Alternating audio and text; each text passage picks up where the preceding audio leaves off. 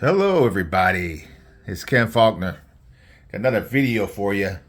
This knife, I it's got kind of a special place in my heart. I love going to blade shows or any kind of knife show, but blade shows especially.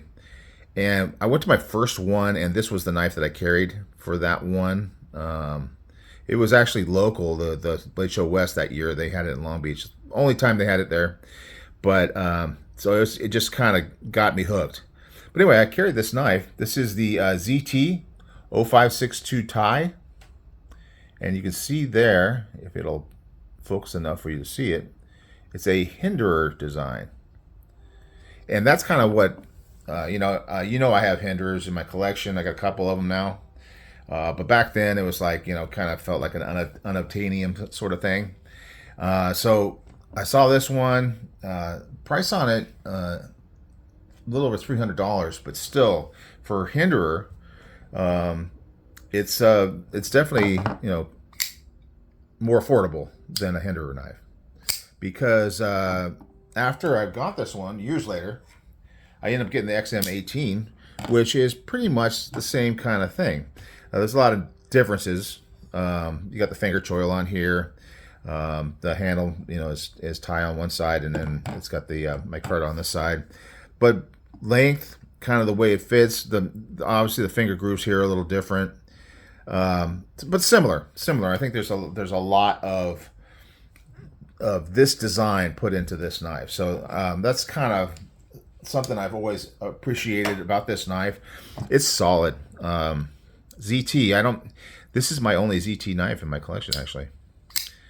They are, not the cheapest knives, and I do like big knives, and they do have some, mainly the older models, but they're a little bit harder to get. And you kind of see that hinder vibe to all the screws on here and the little over travel stop and all that kind of stuff. Very cool. But anyway, this is a very, very solid knife. It feels good in the hand. When you open it up, it just locks in real solid. And when you close it, it's kind of got a cool sound, probably because of the titanium. This might have been the first knife I had with titanium handles, because I got it that early into my collecting. But there are a couple things about it that I'm not so fond of. One of them being is it looks like it has thumb studs, and there are something there that's thumb stud shaped, but it's kind of like those grooves, like a slot in a knife that you can't quite get to flick. Same thing with this. You can't. And on this side, it's even worse because you're up against the lock right there. These are really just used as a stop in the open position. Hits up against that part of the handle. I think there's other knives that do that, and you can actually use them as thumb studs. And I just wish they had done that with this knife. I'm not a flipper only kind of guy. I'm okay with it. I got plenty of knives that are flipper only. But then that's another thing with the flipper. For one thing, it's got really good detent, which is great. But the thing is, with this little upswept thing, and it's similar here. You can kind of see that you have that same shape here on the XM18, but this one, because it's a really tough detent, and maybe just something about the geometry of it. It has no jimping on here, for one thing. It hurts. It's a little sharp on the finger, and I'm not super sensitive with my hands.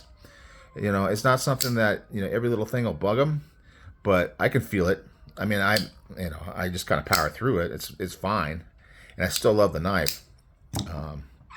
I actually recommended it to a friend of mine at work that hadn't really bought any knives before this. So, got some noise outside. Hang on a second. Okay, we're back. Yeah, in the city, we're kind of tight around here. We're all squeezed into a small area. Got the police sirens going off. It's part of that city thing. Anyway, back to the knife. Where was I? I know that I was talking about this. It's just kind of sharp on here, definitely. This has got a 20 CV blade which is probably the first 20 CV blade I had in my collection.